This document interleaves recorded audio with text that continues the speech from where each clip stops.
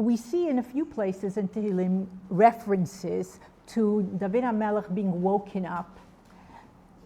In Perek Nun Zayin in Tehillim, it says, like you see in the first text, Ura kvodi, ura nevo v'china ira shachar. What does Rashi say? Sorry, we really can't hear. Would you be able to maybe hold the microphone? Maybe hold the microphone? Sure. So what does Rashi say? Number 2, you'll see. Ha'ira oti ata hanevel v'chino hatalui al mitati. Wake me up.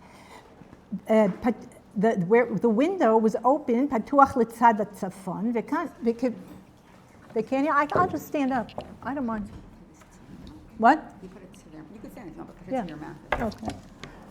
All right. So what does Rashi explain? The window was open litzad hatzafon, to the north side. V'kivan shemigia chatzot laila, and when midnight came, or the official chatzot, ruach tzfonit minashevet bo, a north wind would blow on the kino. V'David omed ve'osek b'Torah. David wakes up and he learns Torah, is involved in Torah. Now this is a pasuk tet in Perek Nun Zayin. So we need to see what is the context of this phrase that we're picking out. The actual Perek is introduced with one of the introductory words that come before a number of Parakim, michtam. Just like in modern Hebrew for orange, we say katam. Michtam refers to a golden color, and when there is the introductory word michtam, it means that this was one of David HaMelech's charms, like we think what we wear on a pendant or on a charm bracelet. From all the prakim that he said, when it says michtam, this was one that he really reached for. So it's a special perek. Additionally, in the introductory verse, it says al tashchet. We know, that's a verse. That's a root. Lashchit means to destroy. So he literally was in danger of his life from Shaul HaMelech. Very complicated. It wasn't like the evil profiles out there. It was very complicated, and that's such a deep agmat nefesh, and his life was literally in danger. And the second thing that it means, please Hashem, don't let me be destroyed. Let me not die. Don't let me decline morally, because a nisayon is a test, and we aspire to cultivate our midot, but there's also the chance that we'll decline, or what happens is we catch ourselves as we're spiraling downwards, and then we can go up. So this is the introductory pasuk to this perek where he speaks about it. And the perek is structured like this. Through pasuk vav he describes his tzara. In your own time you could look at the perek. And then from pasuk zayin until the end, and this is why we're learning the structure of the perek, he speaks about the anticipated geula. Now always David HaMelech is speaking about himself, about OUisrael, and all the individuals of OUisrael in future generations. I'm quoting the Perush of Rabbi Aviner. It says from Sifriyat Chava. It's a beautiful Hebrew commentary on Tehillim that explains the whole idea in just a few sentences. Rabbi Meir explains that Mirov bitchono, because he had such bitachon, such trust, mityaches elaha, he's relating to the Geula and to the Yeshua, ke'ilu kvar ne'esta, as if it already happened. And that's the secret, everybody. That's the secret. And actually, I'll read you that if you have a Tehillim, in that Perek Nun Zayin, he expresses it. It's Perek Nun Zayin Pasuk Gimel.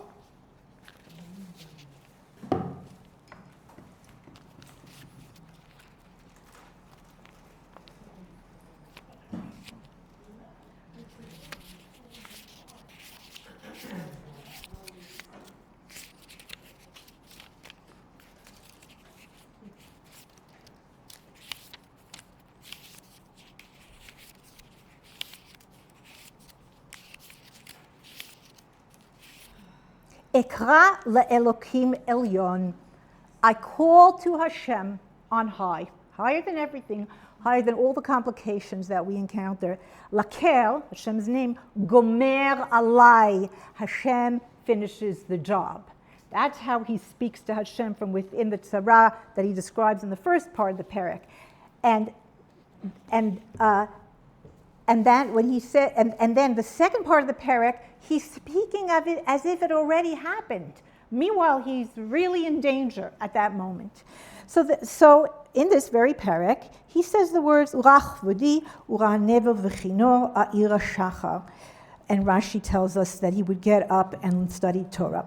The Medrash, number 3, Amar Rabbi Levi, Kino talui lemala mimitato shel David. Rabbi Levi says there was a harp hanging above David HaMelech's bed. V'chivan she'egia chatzot laila, when the chatzot would come, like Rashi told us, ruach tzfonit minashevet bo v'haya minagen me'elav. It would play by itself before a remote.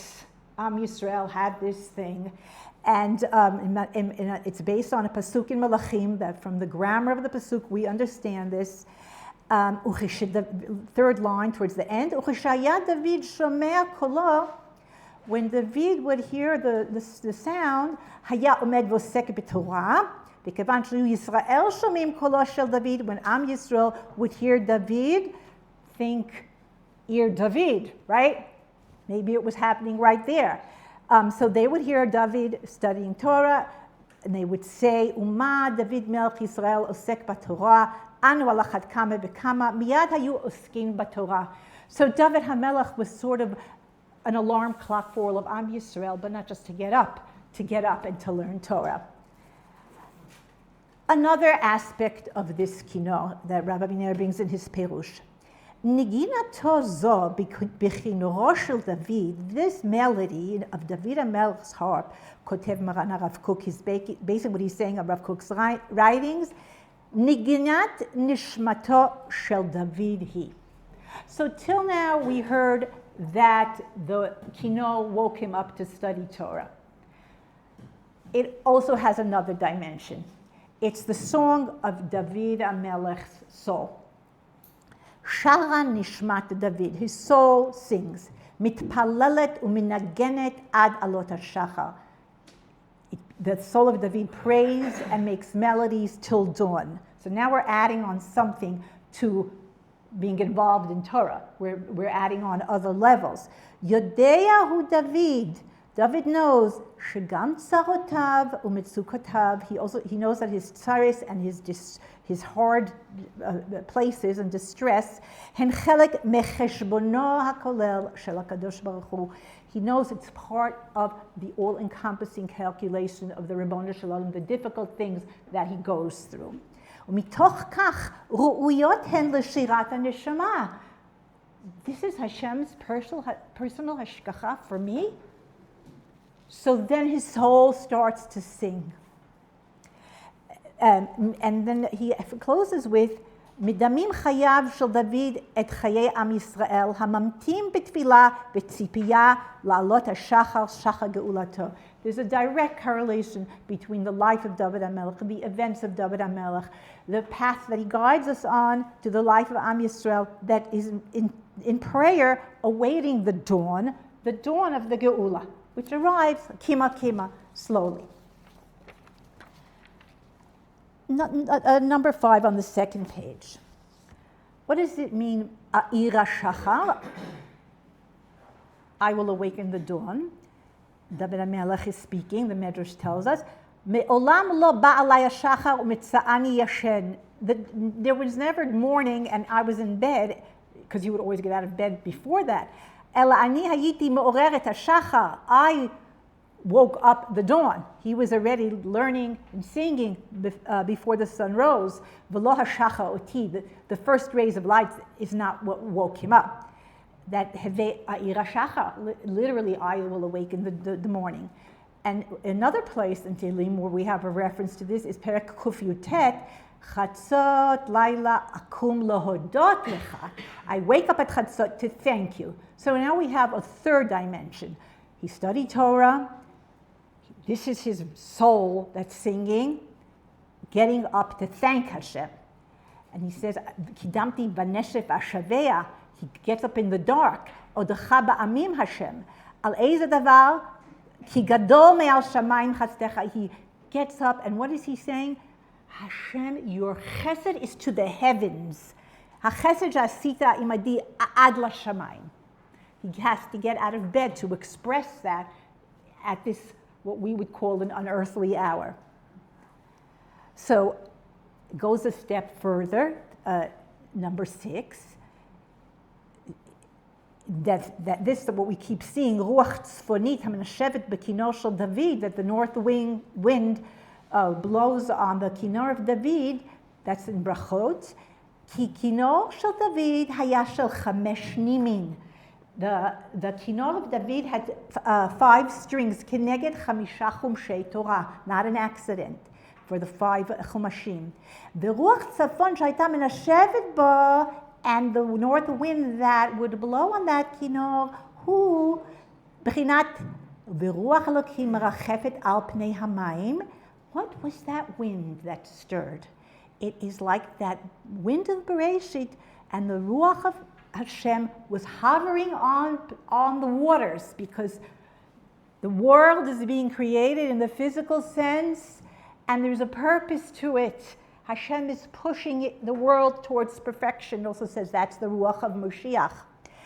And here he says, Ki Ruach Tzafon hu b'chinat haruach hatzafum b'libo shel adam. The north wind that we're speaking about here, that we see, is not stam, a weather forecast, north.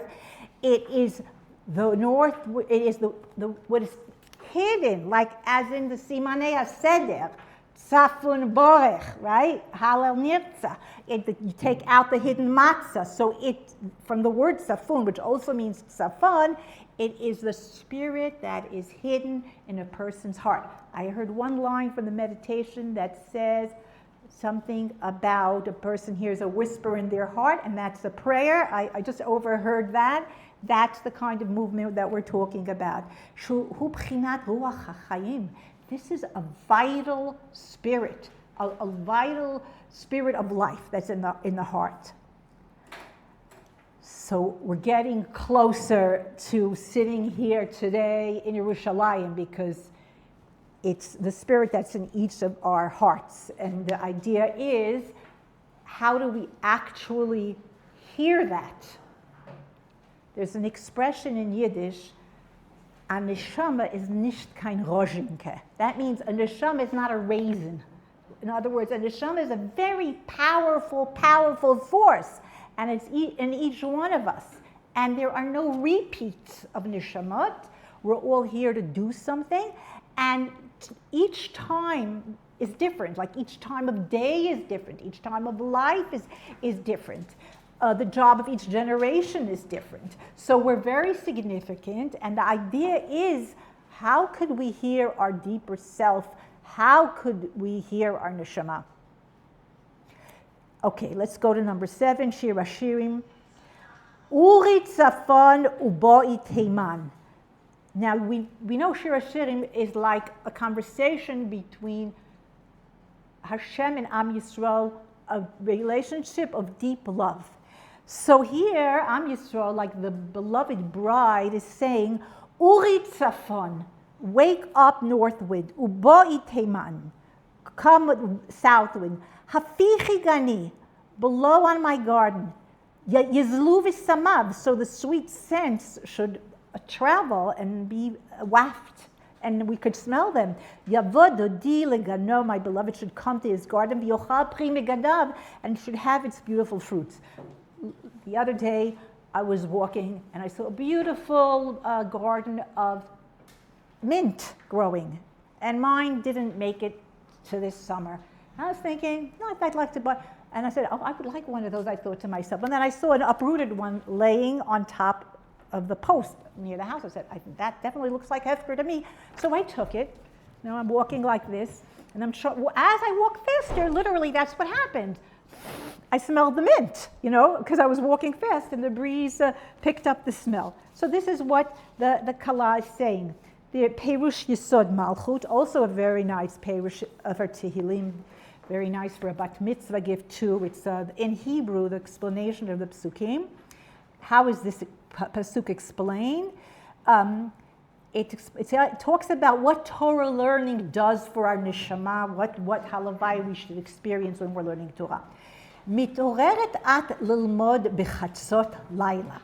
Right? Chatzot halayla, that's our topic, the learning that happens in the chatzot. Ubekach tiski le'omek ha'chokhmah. Only through Torah can we access wisdom. Ulegan Eden, the river that comes out of Gan Eden, that's the river of Chachma. There is a pasuk in Mishlei, Tov lev mishted tamid. If a person has goodness in their heart, the whole life is a party. The Ralbag said that you drink from the waters of wisdom, then we could adjust our perspective. So she's learning at night, and when we learn at night, so we access Chachma and to the Gan Eden. Did you ever notice that Eden is like Adin? It's the garden of refinement. This is how we access refinement. Just like refinement is something very subtle, so the scent is something very subtle. And when it says that the beloved comes to the garden, Hashem's presence comes when we learn Torah even by ourselves, let alone in a group, let alone in the Beit Knesset, let alone in Yerushalayim Yirakodesh. The Shechina is present. And this is the purpose of the creation of heavens and earth, right? So when a person is learning Torah, especially at that very, very special time at night when big things are happening up there, it's becoming a common thing, kol el chatzot. I didn't hear of it for the first couple of decades of my life, such a thing as kol el chatzot, but there's such a thing as kol el chatzot. People go to kol el chatzot. And so then there's another level to this. When it says hafichi gani yislu b'samav, the beloved is saying, may the sense of my garden come forth. לפי שאין הריח טוב אשר בנטיות הגן נשמע ונרגש עד שהרוח לא תנשב. The scent doesn't travel until the wind blows. ותעבור בהם ותוציא את חלקי הריח. It has to make the scent travel. ותביאם ממקום למקום. והראיה קוראה לרוח הצפון מצפון ותימן. Please make my gardens scent go forth, she's saying. And what does that mean? The Ramad Vali, who was a Talmid of the Ramchal, explained, Ki be'itaruta deletata itar itaruta dele'ela. Because when we wake up down here, it wakes up there. It brings down Hashem's blessings. V'hamashal b'zeh, if you want a rope, an example of a rope. Lechevel hatluya b'makom gavoa, like a rope that's dangling.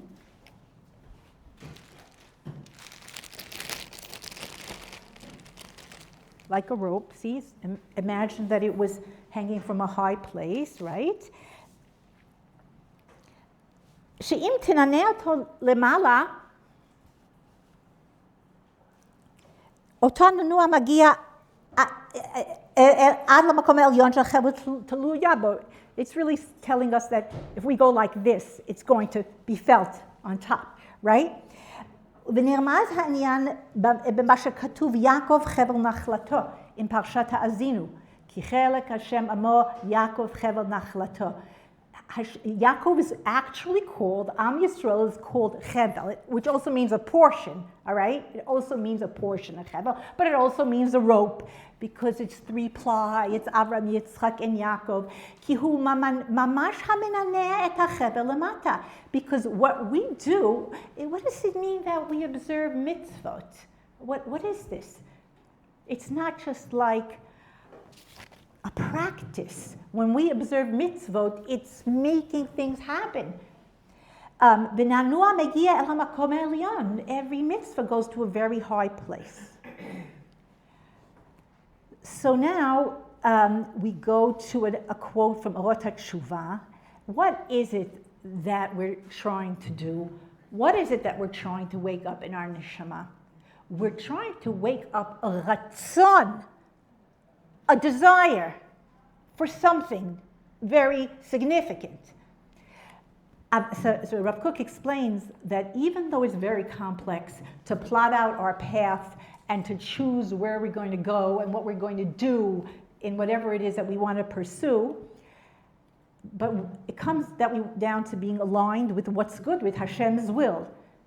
This is how he expresses, Rav Kook, when we align ourselves with Hashem's will. When we access that ratzon, that will to be good, when we can access a thought, an idea, a desire that we want to latch onto and develop and cultivate, this is like a breeze from Gan Eden, that blows in the soul, and it fills the soul with osher, with a sense of well-being and goodness, even though we don't see our way clear.